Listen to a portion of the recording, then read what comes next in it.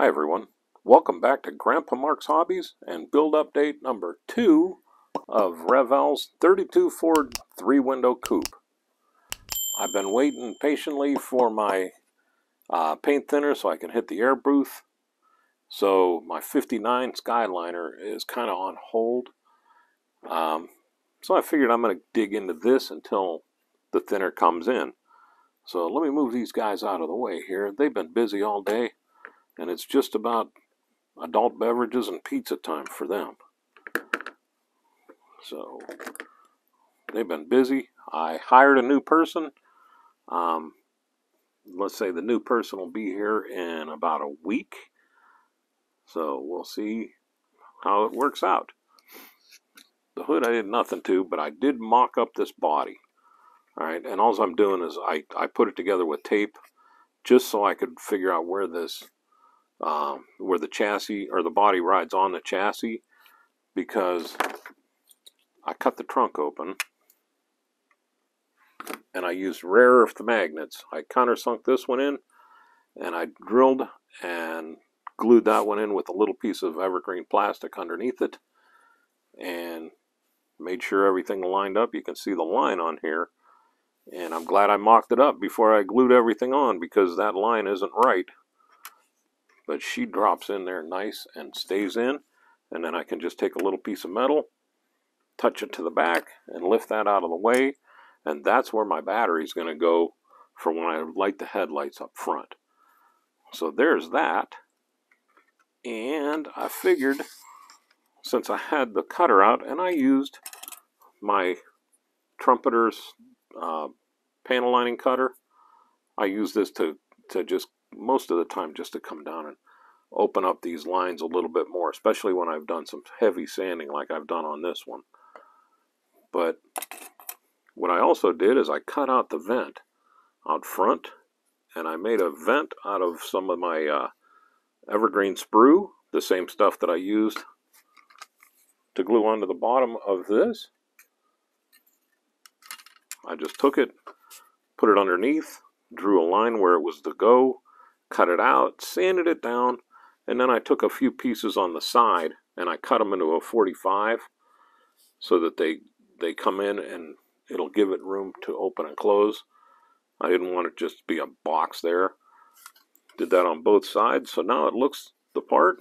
Nice scale thickness for the sheet metal to open, and we're good to go. Because on the engine, and this is going to be a quick update today, I don't want to hold you too long, but with the engine, you know this was already started, of course, so it had a air conditioner pump over here, and I'm not going to have air conditioning in the hot rod. I want to take all that and put it to horsepower.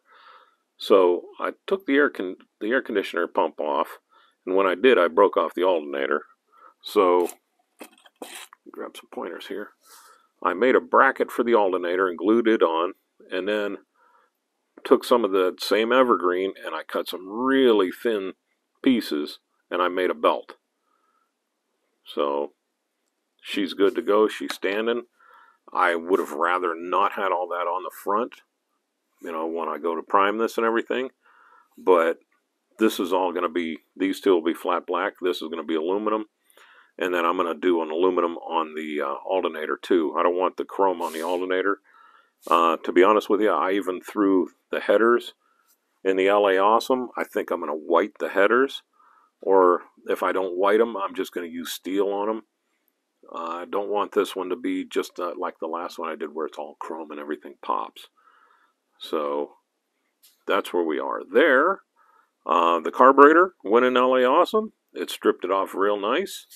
The valve covers I was able to pop off. Fortunately, he didn't sand the chrome off before he glued it on. So I was able to pop them off. They came off real nice. So we're good to go here. I still got to drill my holes for my plug wires. But other than that, I'm on hold. So I'm pretty much stuck right now, right here, with this and with the my Skyliner. until my primer comes, or my thinner comes in now. And trust me, I looked all over the place to try to get some, and it's just not able to be found. So I jumped into this. I jumped onto the Skyliner and just went through the manual a couple of times just to make sure I knew exactly what I had planned was going to work. And then check that out. That's going to look so nice on there, isn't it? With the open sides. With the open side and the engine. I think that's going to look really good. Little update, though, on color. Remember I said I was going to do the Hull Red? Well, I got a kind of, not even a veto, but hey, how about yellow? And I thought American Graffiti right off the rip. And I was like, I really don't want to do yellow. But you know what? I love yellow. So I'm going to go ahead. I am going to do it yellow. I'm going to use the Hull Red for the leather on the seats.